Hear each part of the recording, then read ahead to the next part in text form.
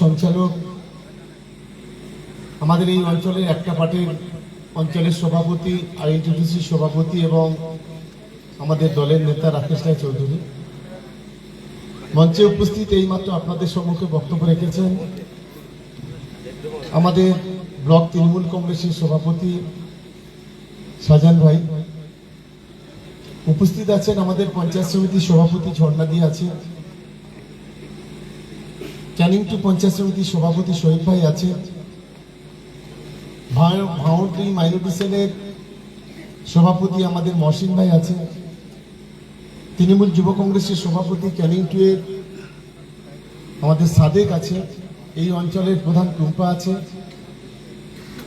যেখানে আমরা সভা করছি এই পার্টির সভাপতি আমাদের গৌতম, পাশের অঞ্চলের সভাপতি আমাদের ইন্দ্রদা, আকরাম থেকে শুরু করে আমাদের সমস্ত পঞ্চায়েতের মেম্বার, সমিতির মেম্বার এবং আমাদের পার্টির যারা মূল নেতৃত্ব তারদা অঞ্চলের সকলেই আছেন। আর বিশেষ করে আপনারা যারা এই তারদার বিভিন্ন এলাকা থেকে আপনারা যারা এই প্রাকৃতিক দুর্যোগকে মোকাবিলা করে আমার সহকর্মীরা যারা আপনারা এখানে উপস্থিত হয়েছেন তাদের সকলকে প্রথমেই আমি ক্যানিং পূর্ব বিধানসভার পক্ষ থেকে আপনাদের ধন্যবাদ, আপনাদের অভিনন্দন, আপনাদের ভালোবাসা জানাচ্ছি। দেখুন, আমি একটু অবাক হচ্ছি যে এখানে এতটা বৃষ্টি হয়েছে জানলে তো আজকের আমি বলতাম যে আজকে সভা করার দরকার নেই। মাঠে এখনো জল, সেই জলকে উপেক্ষা করে আপনারা সেই সন্ধ্যা 7টা থেকে বসে আছেন, তার জন্য আপনাদের আরো একবার ধন্যবাদ, আরো একবার অভিনন্দন, আপনার আরো একবার ভালোবাসা জানাচ্ছি। আমি শুধু কয়েকটি কথা বলে আমি বক্তব্য শেষ করব, বক্তব্য দীর্ঘায়িত করতে চাইছি না। দেখুন, বর্তমান সময়ে আমরা যারা তৃণমূল কংগ্রেসটা করি, এই তৃণমূল কংগ্রেসের কর্মী হিসেবে এই মুহূর্তে আমরা একদিকে যেমন আমরা গর্ব করতে পারি যে একদিকে আমাদের মুখ্যমন্ত্রী মমতা বন্দ্যোপাধ্যায় গোটা বাংলা জুড়ে, গোটা দেশ জুড়ে সাম্প্রদায়িকতার বিরুদ্ধে, সন্ত্রাসবাদের বিরুদ্ধে, মৌলবাদের বিরুদ্ধে তিনি লড়াই করছেন। আর একদিকে আমাদের যুব সমাজের আইকন আমাদের নেতা অভিষেক বন্দ্যোপাধ্যায় আজকের ভারতীয় দলের সন্ত্রাস বিরোধী প্রতিনিধিত্ব করছেন। এটা একজন তৃণমূল কংগ্রেসের কর্মী হিসেবে আমরা গর্ববোধ করি যে সারা পৃথিবী জুড়ে তিনি এই দলের একজন প্রতিনিধি হিসেবে অভিষেক বন্দ্যোপাধ্যায় যে তৃণমূল কংগ্রেসের একজন কর্মী, সে যে নেতৃত্ব দিচ্ছেন, এর জন্য আমরা আরো একবার আমাদের নেতাদের জন্য এবং দিদির জন্য আমি ধন্যবাদ জানানোর জন্য অনুরোধ করব। অন্যদিকে আমাদের যে ভয়ঙ্কর একটা বিপদ, একটা পরিস্থিতির মধ্যে আছে, বিশেষ করে আমাদের রাজ্যে যারা বিরোধী দল তারা প্রতিনিয়ত তৃণমূল কংগ্রেসের বিরুদ্ধে কুৎসা অপপ্রচার, মানুষকে বিভ্রান্ত করা, মমতা বন্দ্যোপাধ্যায় সম্পর্কে কুৎসা করা, অপপ্রচার করা, এক মিথ্যা কথা বলে এক ভয়ঙ্কর পরিস্থিতি তৈরি করছে। গোটা বাংলা জুড়ে জাতপাতের লড়াই কিভাবে করা যাবে, দাঙ্গা কিভাবে করা যাবে, হিন্দু মুসলমানদের মধ্যে কিভাবে বিভাজন করা যাবে, কিভাবে হিন্দুদের রক্তে মুসলমানদের হাতটা লাল করো, মুসলমানদের রক্তে হিন্দুদের হাতটা লাল করো, এই ধরনের পরিস্থিতি কিভাবে করা যাবে, এই ধরনের একটা উস্কানিমূলক কথাবার্তা, উস্কানিমূলক বক্তব্য আমরা প্রতিদিন শুনতে পাচ্ছি। আমার এখানে অনেক পিতৃতুল্য মানুষ এখানে বসে আছে, বা আমাদের সভাটা দূর থেকে যারা শুনছেন, অনেক মানুষ হয়তো আসতে পারে। আপনারা স্বাধীনতার পরে কখনো শুনেছেন যে কোন রাজ্যের বিরোধী দল নেতা, বিশেষ করে পশ্চিম বাংলায় স্বাধীনতার পর এখানে কখনো কংগ্রেসের সরকার, কখনো যুক্তফ্রন্টের সরকার, কখনো বামফ্রন্টের সরকার তৈরি হয়েছে? প্রতিটি সময়ে বিরোধী দলের নেতা ছিল। আপনারা কখনো শুনেছেন যে বিরোধী দলের নেতা সরাসরি বলে যে 26-এ যদি আমরা ক্ষমতায় আছি, আমরা যারা সংখ্যালঘু সম্প্রদায়ের যারা এমএলএ থাকবে তাদেরকে রাস্তায় ছুড়ে ফেলে দেব? স্বাধীনতার পরে কোনো বিরোধী দলনেতা কথা বলেন। আমরা কখনো শুনি কোন বিরোধী দলনেতা জাতপাতের কথা বলে একটা কমিউনিটির উপরে আক্রমণ করা? আমরা এটা কখনো শুনি? কখনো জেহাদি বলে অপমান করছি, কখনো সমাজ বিরোধী বলে অপমান করছে। যে বাংলাতে আমরা হিন্দু মুসলমান একসঙ্গে বড় হয়েছি, আমরা এক কাপে চা খাই, এক প্লেটে ভাত খাই, এক বিছানায় শুয়ে থাকি, যে বাংলাতে হিন্দু ভাইদের কোনো অনুষ্ঠান হচ্ছে মুসলমান ভাইরা ছুটে যায়, মুসলমানদের ভাইয়ের কোনো অনুষ্ঠান হলে হিন্দু ভাই বোনেরা ছুটে আসে, যদি দুর্গাপূজা, কালী পূজা, লক্ষ্মী পূজা, ঈদ, মিলাদ, জলসা, আমরা একে অপরের পাশে দাঁড়াই। আজকে সেই বাংলাকে কলুষিত করার জন্য রাজনৈতিক স্বার্থে যে নোংরা খেলাটা খেলছে, আগামী দিনে তৃণমূল কংগ্রেসকে যোগ্য জবাব দিতে হবে, তবেই আমরা প্রকৃত তৃণমূল কংগ্রেসের কর্মী। আর আমি সবচেয়ে বেশি আনন্দিত কোথায় জানেন? শুভেন্দু অধিকারী থেকে শুরু করে সুকান্ত মজুমদাররা যখন এই রাজনৈতিক তাস খেলছে, এই ধরনের নোংরা খেলা যখন খেলছে, তখন কোন সংখ্যালঘু সম্প্রদায় যতটা কাউন্টার করছে, আমার হিন্দু ভাই বোনেরা তার চাইতে বেশি কাউন্টার করছে। এটাই হচ্ছে আমাদের সবচেয়ে বড় সংস্কৃতি। আমরা গর্ববোধ করি এই বাংলা রামকৃষ্ণ পরমহংসদেবের বাংলা, এই বাংলা নেতাজি সুভাষ চন্দ্রের বাংলা, এই বাংলা রবীন্দ্রনাথ ঠাকুর, নজরুল ইসলামের বাংলা, এই বাংলা স্বামী বিবেকানন্দের বাংলা, এই বাংলা চণ্ডীদাসের বাংলা, যিনি বলেছেন সবার উপরে মানুষ সত্য, তাহার উপরে কেউ নেই। আজকে সেই বাংলাকে রাজনৈতিক স্বার্থ চরিতার্থ করার জন্য এক ভয়ঙ্কর খেলা খেলতে চাইছে মমতা বন্দ্যোপাধ্যায়কে। তাকে এখন নাকি ধর্মের পরীক্ষা দিতে হবে, বলছে মুসলমানদের সরকার চলছে, মমতা বন্দ্যোপাধ্যায় হিন্দু নেই, সেটা কি মুসলমান হয়ে গেছে, মমতাজ হয়ে গেছে। কখনো তাকে খালা, কখনো মেশো, কখনো মমতা মমতা বলে চিৎকার করছে। যে শুভেন্দু অধিকারী একটা পচা মাছ বিক্রি করতো কাঁথিতে, মাছ ব্যবসায়ী ছিল একজন, মমতা বন্দ্যোপাধ্যায়ের আঁচলের তলায় থেকে রাজ্যের মন্ত্রী হলেন, তিনবারের, বাবাকে সাংসদ, ভাইকে সাংসদ, আরেক ভাইকে সাংসদ, আরেক ভাইকে এমএলএ করলেন। আজকে সেই মমতা বন্দ্যোপাধ্যায়ের সম্পর্কে প্রতিদিন আজকে তাকে মমতা দিকে প্রতিদিন অপমান করছে। আমার হিন্দু ভাই বোনেরা, মুসলিম ভাই বোনেরা এখানে বসে আছে, আমি কয়েকটা তথ্য দিতে চাই। আজকের আমার হিন্দু ভাই বোনেরা বসে আছে, বলুন তো, গত কয়েকদিন আগে আপনারা দেখেছেন যে 30শে এপ্রিল বাংলার কাছে, বাংলার হিন্দু মুসলমানের কাছে, বাংলার মানুষের কাছে একটা আনন্দের দিন ছিল। আমরা যদি পুরীর মন্দিরে যেতাম, জগন্নাথ দেবের মন্দির কোথায়? পুরীতে। মমতা বন্দ্যোপাধ্যায়কে সেখানে অপমান করা হয়েছিল, ঢুকতে দেওয়া হয়নি, অনেক ঘটনা আছে। মমতা বন্দ্যোপাধ্যায় সেদিন প্রতিজ্ঞাবদ্ধ হয়েছিলেন, আমার মনে হয় যে তিনি বাংলাতে একটা মন্দির করবেন। আজকে 250 কোটি টাকা ব্যয় করে আজকে দীঘাতে জগন্নাথ দেবের মন্দির তৈরি হয়েছে। আমরা এখানে যারা আছি সকলে মরে যাব, দিদি মরে যাবে,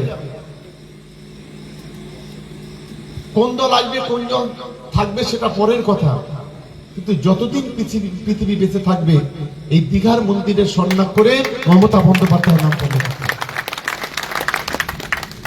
শুধু আজকে জগন্নাথ দেবের মন্দির নয়, আজকের আপনি কপিল মুনির আশ্রমে যান, কোটি কোটি টাকা খরচ করে মমতা বন্দ্যোপাধ্যায় সেখানে মন্দিরের পরিকাঠামো এবং তার ইনফ্রাস্ট্রাকচার তৈরি করেছে। আমাদের পাশেই বিষ্ণুপুর সাতগাছিয়া, সেখানে বড় কাছারির মন্দির, প্রতিদিন সারা বছর ধরে লক্ষ লক্ষ পুণ্যার্থী যায় সেখানে। বিশেষ করে বাচ্চা যাদের আছে, ছোট বাচ্চাদের, তাদের গালে অন্নপ্রাশন থেকে শুরু করে বিভিন্ন বিষয়ে যারা মানসিক করে, প্রতিদিন কয়েকশো গাড়ি যায়। সেই বড় কাছারি মন্দিরের কয়েক কোটি টাকা খরচ করে তার ডেভেলপমেন্ট করেছে। আমি নিজে সেখানে দায়িত্বে আছি। ওখানে জয়রামপুর মন্দির কয়েক কোটি টাকা খরচ করেছে। আপনি দক্ষিণেশ্বর কালীবাড়ি কোন পরিস্থিতি ছিল 2011 সালের আগে, আজকে কোন পরিস্থিতি, কয়েক কোটি টাকা সেখানে খরচ হয়েছে। আপনি তারকেশ্বর মন্দিরে যান, সেখানে স্কাই ওয়াক চালু করা, মন্দিরের ডেভেলপমেন্ট করা মমতা বন্দ্যোপাধ্যায়ের নেতৃত্বে হয়েছে। আপনি কালীঘাটে মন্দিরে যান, সেখানে স্কাই ওয়াক, সেখানেও কয়েক কোটি টাকা খরচ হয়েছে। উত্তরবঙ্গে বাঁকুড়া, পুরুলিয়া প্রায় কয়েকশো মন্দিরের সেখানে ডেভেলপমেন্ট হয়েছে। দার্জিলিং এর জলপেশ মন্দির সবচেয়ে বড় মন্দির, যেটা দিদি গত কয়েকদিন আগে ঘোষণা করেছে সেই মন্দিরের কয়েক কোটি টাকা খরচ করে সেখানে তার ডেভেলপমেন্ট করবেন।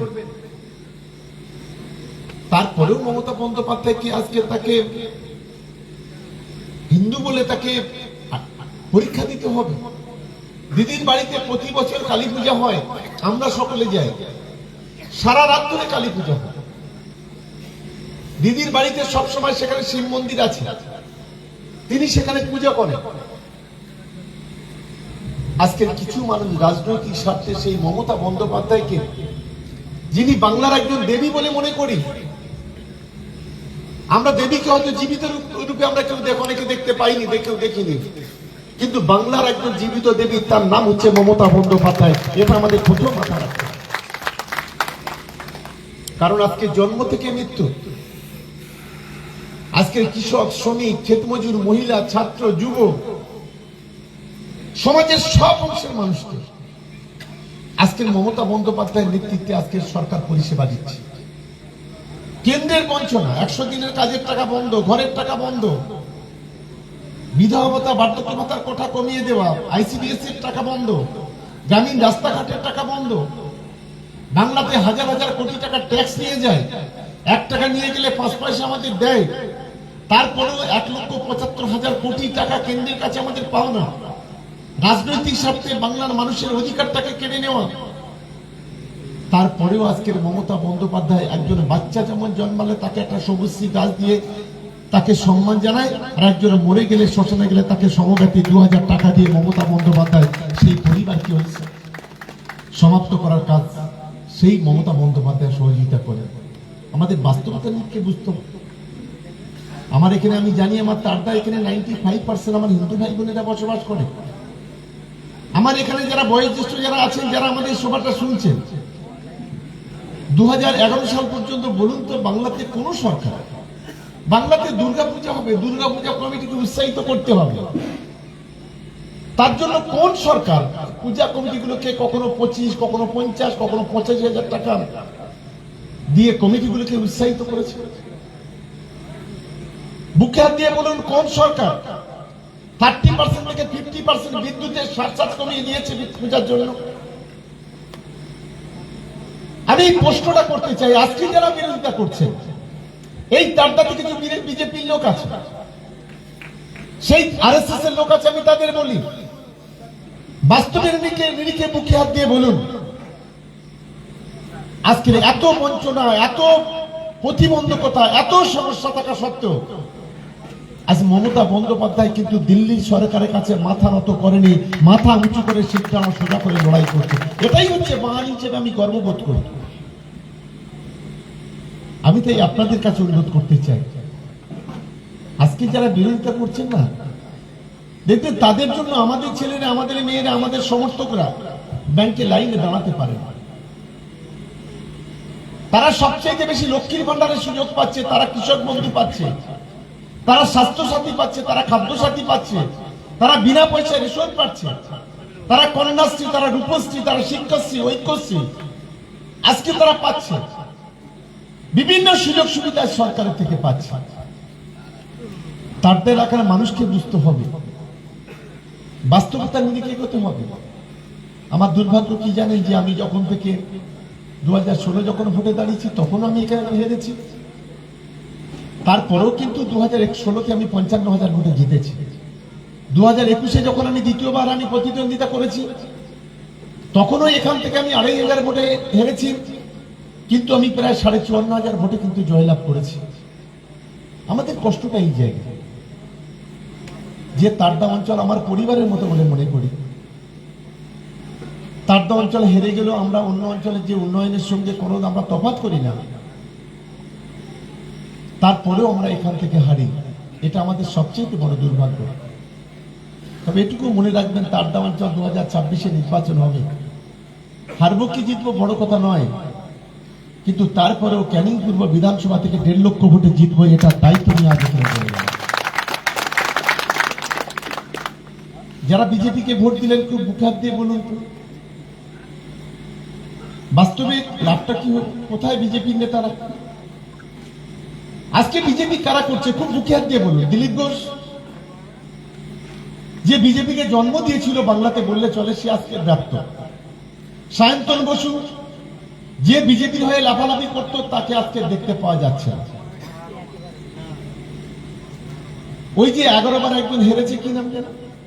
এই 11 বার হেরেছে রাহুল সিনহা।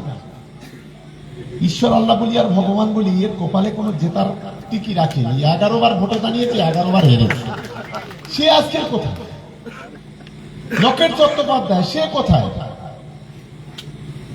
আজকে দল চালাচ্ছে কারা জানো? সেই উলু খাগড়া কটা তৃণমূলতে চলে গেছে। এখন বিজেপি নেতাকে শুভেন্দু অধিকারী, যার গলা টিপলে এখনো তৃণমূল কংগ্রেসের দুধটা গলগল গলগল গলগল করে। দল চালাচ্ছে কারা? শঙ্কু পান্ডা না পন্ডা, সমাজ বিরোধীর মতো কথা বলা।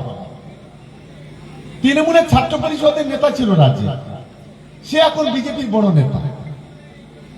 শিলভদ্র দত্ত তৃণমূল কংগ্রেসের এমএলএ ছিল, সে এখন বিজেপির নেতা। বিজেপির নেতা কা দীপক হালদার, যে তৃণমূল কংগ্রেসের এমএলএ ছিল।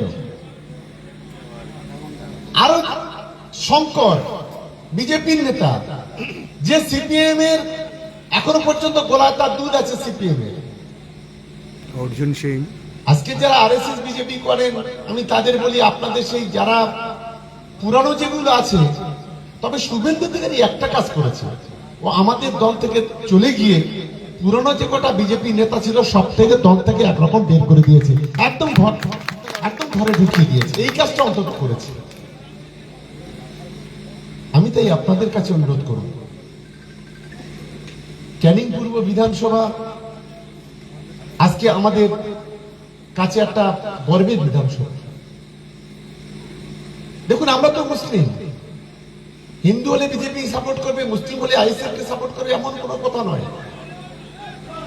যদি ভাঙড় থেকে আইএসএফ কে যদি শেষ করতে হয়, এই শওকত মোল্লা, সাজান মোল্লার মতো লোকেরা করবে, মহসিন গাজীর মতো লোকেরা করবে, এটা চ্যালেঞ্জ দিয়ে বলে যাচ্ছে। আমি তাই তারদা অঞ্চলের আমার সহকর্মীরা যারা আজকে বসে আছেন, আমি তাদের কাছে একটা অনুরোধ করব, বিবেকের কাছে একটা প্রশ্ন করুন তো। এই বিধানসভায় আজকে হিসাব করছিলাম 36,000 মানুষ বাংলার বাড়ি পাচ্ছে। 36,000। বামপন্থীর সময় 36টা ঘর আমরা পাইনি। এই বিধানসভাতে আজ যদি আমি বাংলাতে বলি, 28 লক্ষ মানুষ ঘর পাচ্ছে। আজকের বাংলাতে 1,21,00,000 মানুষ যারা বছরে কৃষক বন্ধু 10,000 করে টাকা পাচ্ছে। 2,21,00,000 মহিলা লক্ষ্মীর ভান্ডারের টাকা পাচ্ছে। 10 কোটি মানুষের মধ্যে 8.5 কোটি মানুষ স্বাস্থ্য সাথীর কার্ডের সুবিধা পাচ্ছে। বাংলাতে কয়েক কোটি ছেলে মেয়েরা তারা স্টাইপেন্ড পাচ্ছে, স্কলারশিপ পাচ্ছে। প্রায় 1,03,00,000 বাচ্চা ছেলে মেয়েরা যারা সবুজ সাথী সাইকেল পেয়েছে। 9, 10, 11, 12 পড়াশোনা করলে 10,000 টাকার মোবাইল, ট্যাব আজকের মাধ্যমিক, উচ্চ মাধ্যমিকের ছেলে মেয়েদের দেওয়া হচ্ছে। বিভিন্ন ধরনের স্কলারশিপ চালু হয়েছে, Vivekananda scholarship, merit cum scholarship, বিভিন্ন স্কলারশিপ আজকে দেওয়া হচ্ছে। ছোট্ট বাচ্চা স্কুলে যাবে, 3 বছর বয়স আইসিডিএস মিড ডে মিলের ব্যবস্থা। 5 বছর 5.5 বছর বয়স প্রাইমারি স্কুল, জামা কিনে দেওয়া, জুতো কিনে দেওয়া, বই কিনে দেওয়া, বিনা পয়সায় মিড ডে মিল, ইউনিফর্ম আজকে সরকার বিনা পয়সায় দিচ্ছে। আমি বাস্তবতা নিরিখে আপনাদের মুখে হাত দিয়েছি, আমি বলে যাচ্ছি না, একটু মিলিয়ে নেবে। তার অঞ্চলের আমি তৃণমূল কংগ্রেসের কর্মীদের ছেড়ে দিচ্ছি। এমন একটা পরিবার বলুক যারা বিজেপি করে, যে যারা বলুক যে সরকার থেকে সে কোনো তার পরিবার কোনো সুযোগ পায় না, হয় তার বউ পাচ্ছে, নয় তার ছেলে পাচ্ছে, নয় তার মেয়ে পাচ্ছে, নয় তার বাবা, তার মা, সে কেউ না কেউ পাচ্ছে। একজন বলুক, একজন আরএসএস, একজন বিজেপি বলুক। আজকের মমতা বন্দ্যোপাধ্যায়ের নেতৃত্বে হচ্ছে। আজকে গ্রামে গ্রামে বিদ্যুতের বাতি, গ্রামে গ্রামে অলিতে গলিতে পিচের রাস্তা, কংক্রিটের রাস্তা। আজকে তারদাকে নিয়ে তো আমাদের গর্ব করা উচিত। তারদার মানুষের দুহাত তুলে মমতা বন্দ্যোপাধ্যায়কে সাহায্য করার সমর্থন করা উচিত, তৃণমূল কংগ্রেসকে সমর্থন করা উচিত। কারণ এশিয়ার সবচেয়ে বৃহত্তম লেদার কারখানা সেটা হচ্ছে তারদার মাটিতে হচ্ছে, ক্যানিং গরুর মাটিতে হয়েছে। আমি তাই এই এলাকার মানুষের কাছে অনুরোধ করব, কোনো লাভ নেই বিজেপি আরএসএস এর বলি, যতই নাড়ো কলকাঠি, চতুর্থবারের জন্য আবার নবান্নে হাওয়াই চটি, কেউ আটকাতে পারবে না। 2021-এ মনে আছে প্রধানমন্ত্রী নরেন্দ্র মোদী ইস বার 200 পার, 200 পার। সারা ভারতবর্ষের মন্ত্রিসভার সদস্যরা চলে এলো, দেশ থেকে 36,000 আরএসএস এর ক্যাডার নেমে গেল বাংলাতে। দেশের হোম মিনিস্টার, স্বরাষ্ট্র দপ্তরের মন্ত্রী অমিত শাহ কলকাতা যত 5 স্টার 3 স্টার হোটেল সব বুক করে নিলেন। বাংলা জুড়ে প্রচার হলো, শুধুমাত্র সময়ের অপেক্ষা, মন্ত্রিসভা গঠন হয়ে গেল ভিতর থেকে। কে মুখ্যমন্ত্রী হবে, কে মন্ত্রিসভার সদস্য হবে। 2রা মে ভোট গণনা হয়েছিল মনে আছে 2021 সালে। 2016-তে জিতেছিলাম 211, আর 2021-এ হয়ে গেল 213। মনে আছে? চার্টার বিমান পাঠিয়ে দিলেন কাদের নিয়ে যেতে? রাজীব ব্যানার্জি, শুভেন্দু অধিকারী, শিলভদ্র দত্ত, বৈশালী ডালিমিয়া, ভুলে যাইনি আমরা এগুলো। চার্টার বিমানে করে নিয়ে চলে গেল। নেতা শেষ কথা বলে না। এই মঞ্চে যারা বসে আছে, আমি সহ আর কি, যারা বসে আছে তারা কিন্তু তারটার শেষ কথা বলবে না, তারটার শেষ কথা বলবে সামনে যারা বসে আছে তারা। এটাই মমতা বন্দ্যোপাধ্যায় আমাদেরকে শিখিয়েছে। দলের সম্পদ হলো দলের কর্মীরা। আমি তাই আপনাদের কাছে অনুরোধ করতে চাই, দেখুন আমরা যদি ভুল করি আমাদের বলবে, কোনো আপত্তি নেই, আমরা কোনো লাটসাহেব নই।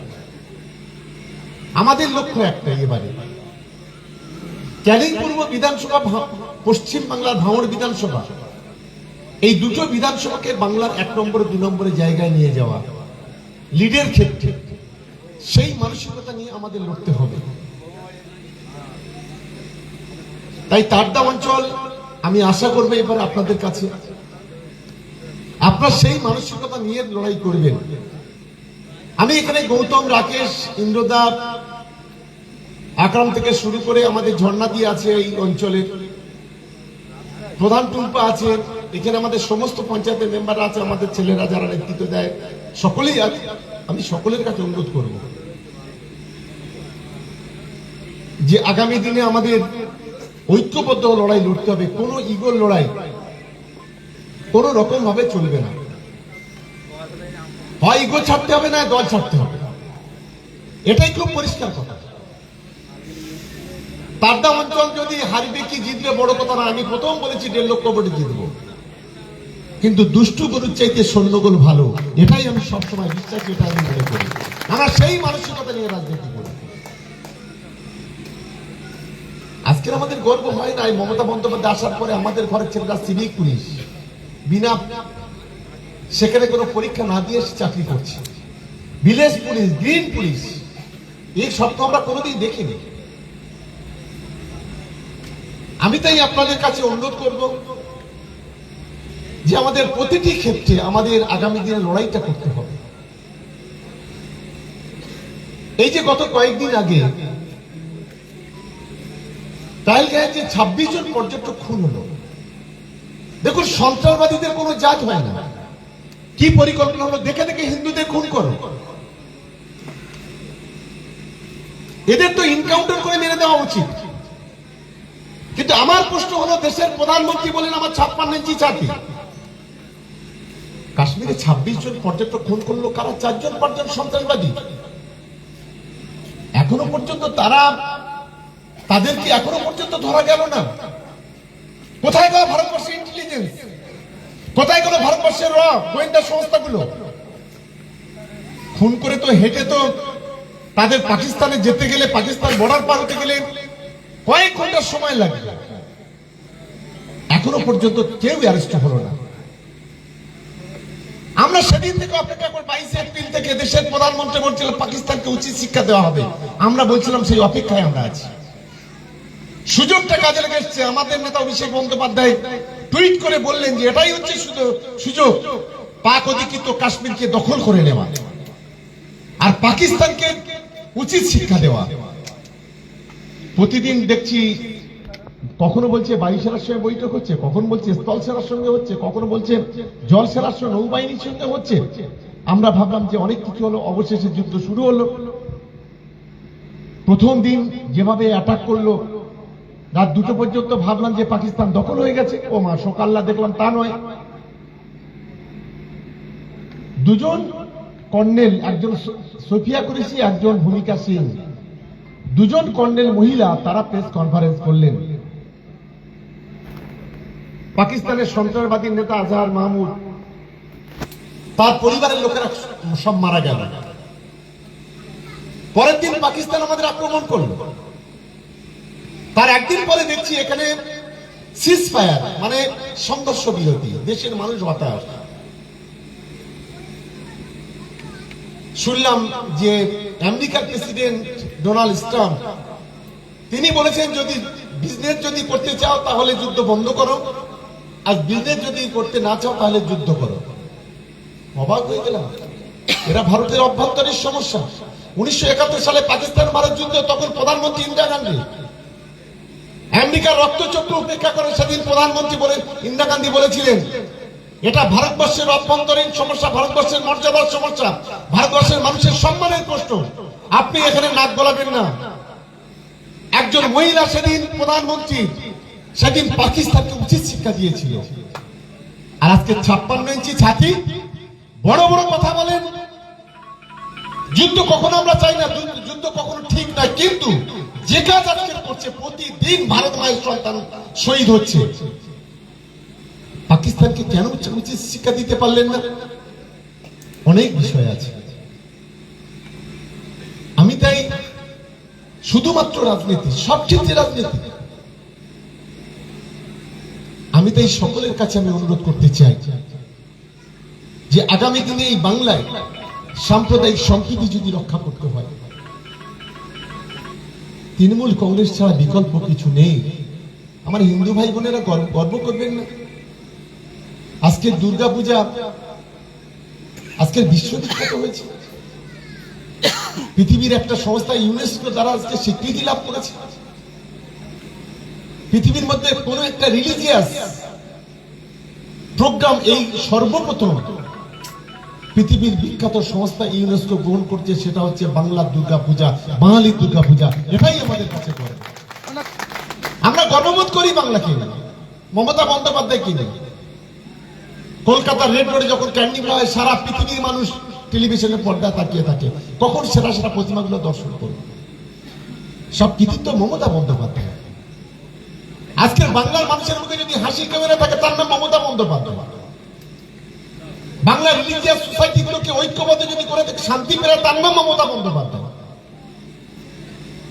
আজকের বাংলায় বিভিন্ন ভাবে ধর্মীয় প্রতিষ্ঠানগুলোকে যদি বিভিন্ন ডেভেলপমেন্ট করে থাকে, তার নাম মমতা বন্দ্যোপাধ্যায়।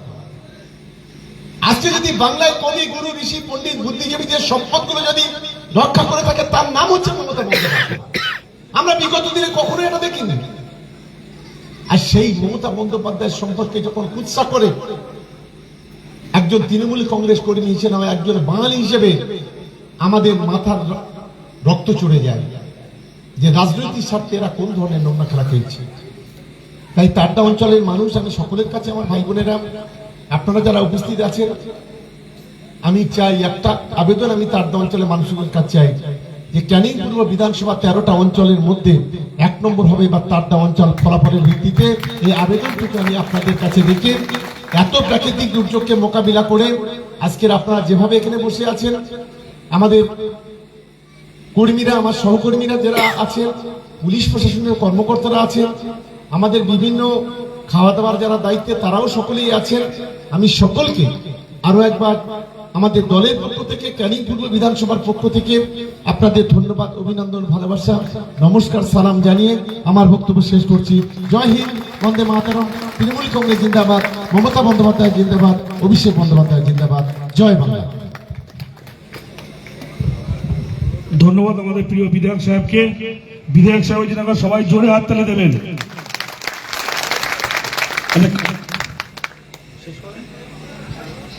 আচ্ছা, আমাদের সম্মেলন কাজ আমাদের এখানেই সমাপ্ত হলো। আমাদের পিছনে 4টি কাউন্ট